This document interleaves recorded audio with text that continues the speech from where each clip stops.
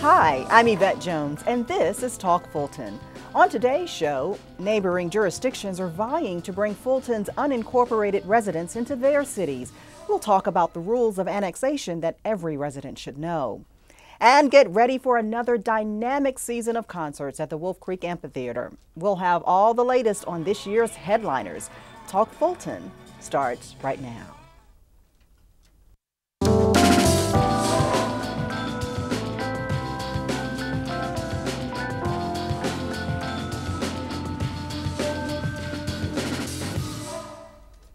We're talking today about what it appears some of you are also talking about: annexations in simple terms. Annexations are the act of annexing or adding new territory or property into the domain of another city, county, or state. In this case, we are talking about cities within Fulton County that are trying to add areas of unincorporated South Fulton into their jurisdictions. It is a complicated process and one that has several rules and procedures. Michelle McCauley is the Assistant Director of Planning and Development. Welcome to the show. Thank you. Thank you for having me. Well, first, let's give some viewers some background on why annexation has become such an issue this year. Well, we're hearing lots about annexation this year at Fulton County because of some legislation that's currently being considered at the state legislature. These annexation legislations will create or seek to create a city out of the unincorporated areas in South Fulton, and also to seek to create a larger city of Atlanta. So let's break it down for people. What is an annexation and what changes when a property is annexed? Well, an annexation at its most simplest point really is just the way a city grows its boundaries. It's been happening, throughout time, but what's happening now is that because the last remaining portion of unincorporated Fulton County is looking to be incorporated, it's going to put an end to all future annexations in Fulton County. What I said is that basically an annexation is the way a city changes its boundaries. And it has to be contiguous. That means that property, if your property, you live in unincorporated and you want to go into a city, one of our existing cities, you have to have contiguous property, which can be either across a road or can be adjoining a piece of property. The other rule that plays into annexation is if the property cannot create an unincorporated island. That means if you choose to have your property annexed into a city, it can't leave a piece of unincorporated area outside of that area, so it can't be surrounded. The legislations that we have currently meet both of those standards in the sense there's not going to be any islands that are created, and all the property is contiguous. Understood. Now, can you go into a little more depth about how exactly a property is annexed? Okay, that process. There are three methods of annexation in Fulton, in the state of Georgia, and the one that's used most commonly is the 100% method, which basically means 100% of the property owners or 100% of the registered voters in the area sign a petition that says they want to be annexed. And then they submit that petition to the city that they want to go into. And at that point, then Fulton County receives that annexation petition. And I should say that in all cases, Fulton County we're never the person that's submitting the annexation request. We're always reactionary. We are reacting to what people are presenting to us. So in the 100% method, all the people who live in a general area are saying we want to go into that city. And so they sign an annexation petition and it comes to us. The other method is the 60% method, which is a way that 60% of the landowners or property owners or registered voters in an area say they want to go into a city. And then that way they have to be contiguous, but they can be swept in. Other people can be swept in because their property falls within that area. This is a way that we've heard in the past where people can be annexed without them wanting to be annexed. It's because everyone who surrounds them is asking to be annexed. So that method is not as common. It does happen.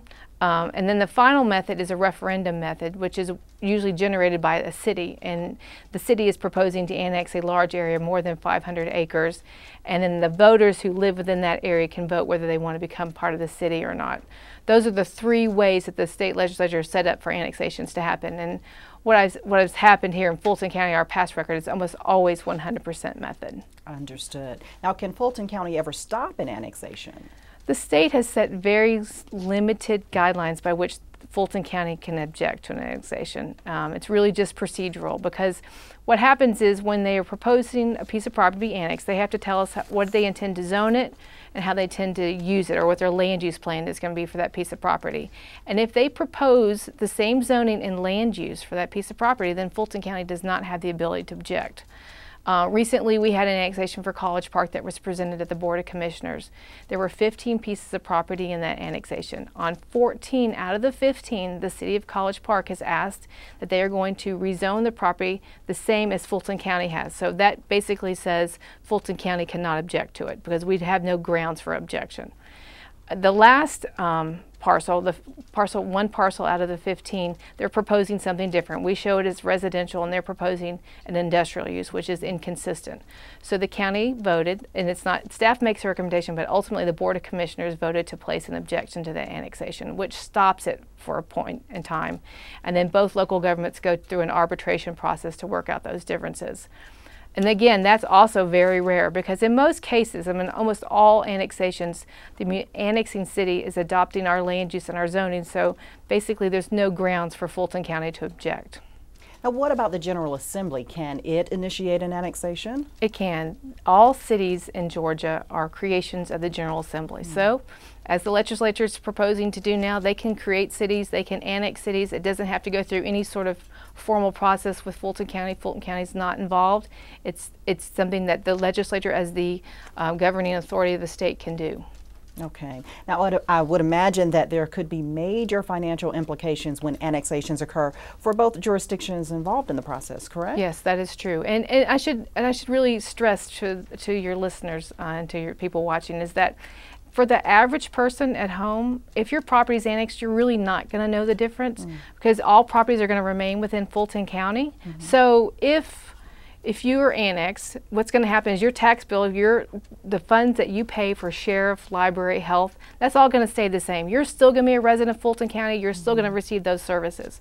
What's going to change is the local services that are provided to you. So if you live in unincorporated and you call 911 right now, Fulton County Fire Rescue is going to respond. They're our first responders.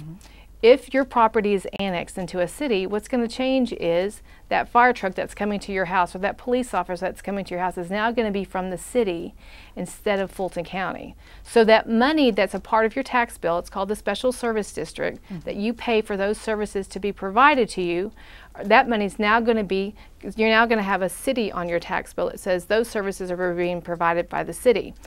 Now, how this can be a big financial impact to Fulton County and to the local cities is that generally the property that's annexed is property such as commercial, industrial, that have high tax revenue. They generate a lot of money in taxes, and they don't generate a lot of calls for service. So if you were to look at a map right now of South Fulton, you would see a hodgepodge, a mismatch of our city limits. And generally the property that's being annexed is these high revenue pieces of property that don't generate a lot of calls for service but do pay high taxes. So there can be a big impact on the bottom line of Fulton County, and a big boost to these cities if the property is annexed.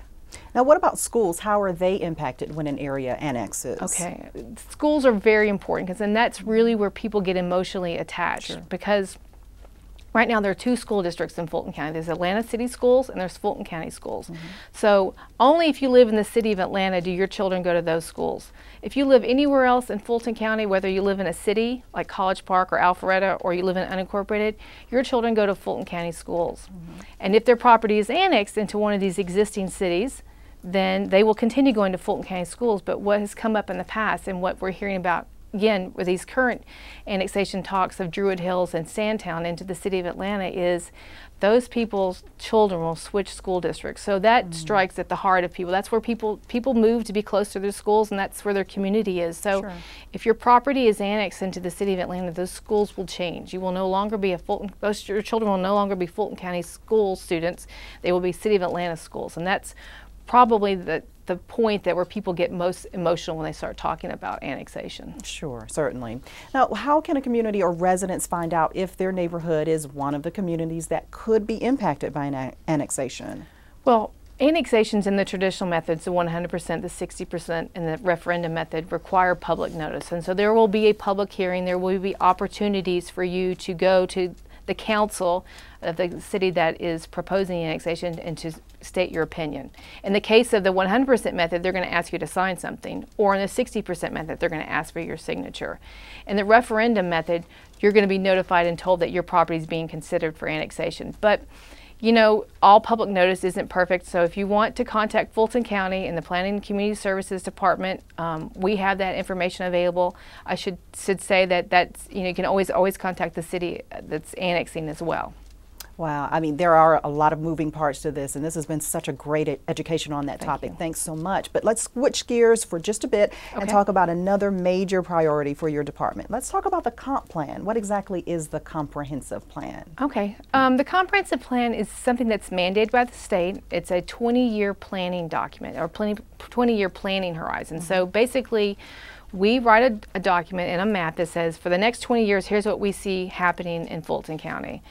And a lot of people think of this as, you know, we have a public involvement process, and not a lot of people show up because they think it's just a document that sits on a shelf somewhere, and it's, you know, it's like sort of a pie in the sky, a wish list.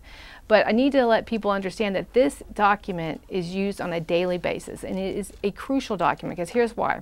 Every time someone comes in and proposes something to change their property, so let's say I have a store and I sell shoes, but I want to change and I want to build a warehouse there, or I want to start selling something else. The first question that when you come into Fulton County to ask whether you can change this use, or to tell them that you're considering the change of use, is we're going to look at that land use plan, because that is what we've said is the policy of the Board of Commissioners for the next 20 years. And if it's inconsistent, you're automatically going to have to show why your change, or what you're proposing, is different from what the Board of Commissioners has adopted for the future. So it's used on a daily basis. Anytime you go to a zoning hearing, you'll hear this property is either consistent or inconsistent with the comprehensive plan. So it's an important tool that we use to guide development and answer questions for the next 20 years. And just briefly, how can residents be a part of this process? Well, we will be updating our comprehensive plan. Like I said, it's a 20-year document. It was last adopted in 2011, December 2011, and now we're required as part of a 5-year update to adopt an update in 2016. So we will be kicking off a 1-year planning process with public involvement to get people out and say, is this document working for you? Is this what you see? Are things changed? And with all these annexations, there is constant change in our community. So this is where people get a chance to tell us what they want to see. And traditionally, planning meetings have been, you know, where you go to a firehouse or a school and you sit there in an evening and answer questions. And we will continue to have those traditional meetings, but Fulton County is really taking advantage of our social media, online website. There will be a website for the plan. So people who can't have or don't want to come to that traditional meeting, or want other ways to participate, they will be able to do so electronically. So they still will be able to have input. Exactly. Awesome. Michelle McCauley, Assistant Director of Planning and Development. This has been a great education for many, I'm sure. Thank you. Thank you so much for joining us. Thank you. Well, we will be right back.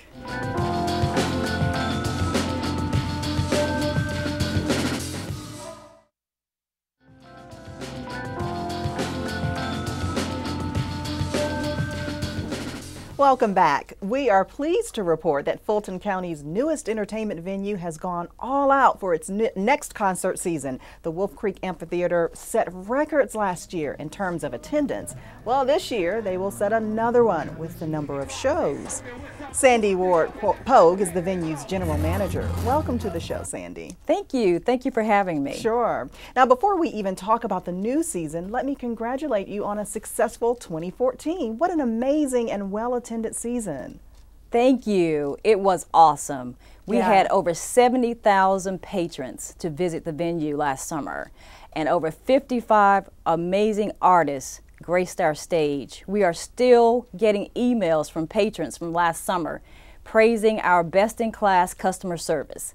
That has been my mantra since I started in 2012, to make sure that every patron that visited Wolf Creek Amphitheater really walked away with the Wolf Creek experience, good customer service.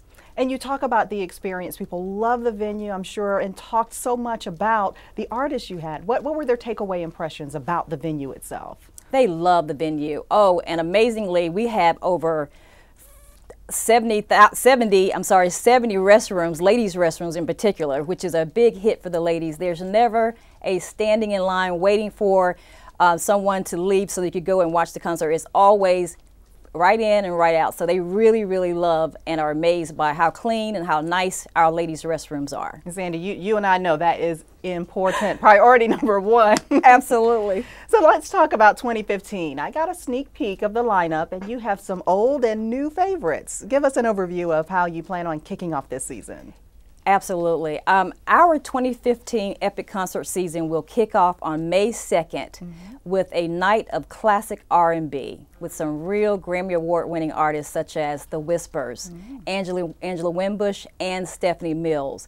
And in addition to that show, we've got 5 other shows in the month of May that would help us kick off the season with some brand new artists that have never, ever graced our stage before, such as Chrisette Michele, Anthony Hamilton, En Vogue, Boney James, Alex Bouillon, Eric Roberson, too many to name here. Wow, those are some fantastic names. And some of the oldies and goodies, we love that. Now, back by popular demand is the Funk Fest. Tell us who's on tap. Oh, wow. It is back. Funk Fest is back with Wolf Creek Amphitheater in a big, huge way. Starting on May 15th and May 16th, Friday and Saturday night, Funk Fest will grace our stage with 2 of the biggest artists in the industry, the one and only R. Kelly and Floetry Reunion. And backed by popular demand is Erykah Badu and Dougie Fresh. It's going to be an unbelievable festival. Just for the record, though, we have also added another festival, which will take place on Memorial Day weekend. It's called the ATL Soul Life Music Festival, and it will have an eclectic group of artists. And I can assure you, please check our website for the lineup. It's going to be an amazing festival as well. Oh yeah, sounds like it already. Now, you've added some more shows this year?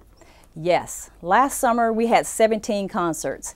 8 of those concerts were sold out. This year we are on track to have 20 shows and 80 artists will grace our stage. So we are very excited about that. Now, one of the reasons Wolf Creek is so successful is that you've made it so fan-friendly. Why is it so popular among the fans? It is so fan-friendly because we offer a lot of great amenities like free parking. There's no charge for parking at our venue. We also offer free shuttle buses from our off-site parking lots. So the fans are very excited about the venue. They come out and they really, really have a great time. Now, there are some restrictions with regard to bringing in food and beverages, right? Yes, there are. Please, we're asking that you visit our website, wolfcreekamphitheater.com, and click on the icon, How to Prepare for a Concert at the Venue. Please see and note that we have restrictions on coolers. We're asking that you please limit your cooler down to 38 quarts. We introduced that restriction last summer, but we didn't really push it because we want the fans to really get a handle on it and to understand it and to visit our website. But we want to let you know that we are going to really enforce that rule, and please work with us on this. Visit our website, go to the most frequently asked questions, and know the rules before you come to the venue. We really appreciate that. And it seems like you've put so much thought into a lot of considerations. You mentioned parking, but the other reason it's so fan-friendly is the affordability of the concerts. Talk about that a little bit. Absolutely. You know, we want to make sure that everyone got a chance to come out to the venue to enjoy a great concert. It's summertime. You should be able to relax and enjoy yourself and not break the bank. So we do have shows starting from ticket prices from $25 on up to very VIP table seats. So it's affordable for everyone in the community, and we want you to come out, please. Now, this year you're really stressing the importance of this being an adult venue. Tell us about that. Yes, just recently in January, the Board of Commissioners passed Wolf Creek Amphitheater's policies. And in those policies, we have a restriction that you must be 18 years or older to attend. Please check our website. There may be some changes according to the concert.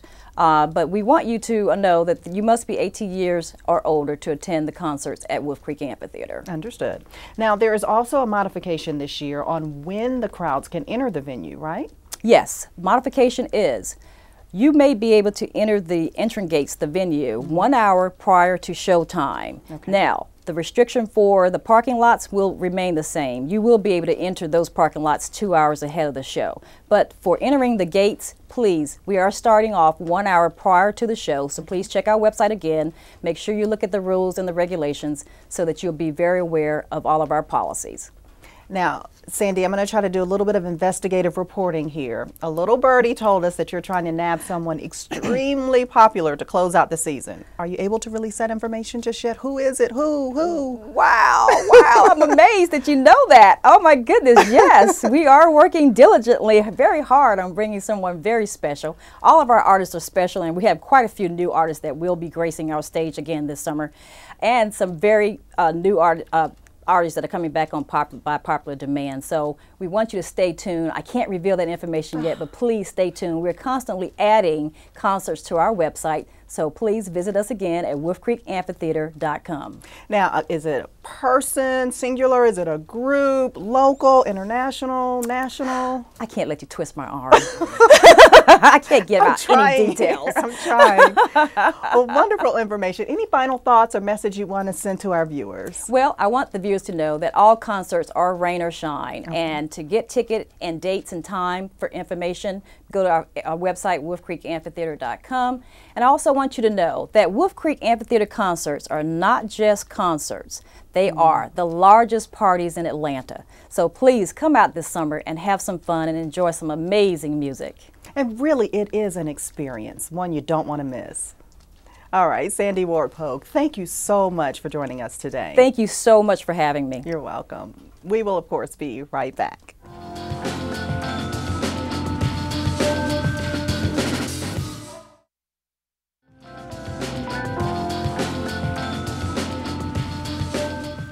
Well, a special thanks once more to Michelle McCauley from Planning and Development and Sandy Ward-Pogue from the Wolf Creek Amphitheater. And a special thanks to you, of course, for watching. That is all of our time. We invite you to email us to let us know what topics you'd like to see addressed on Talk Fulton. Email us at fgtv.feedback@fultoncountyga.gov. I'm Yvette Jones. We'll see you next time.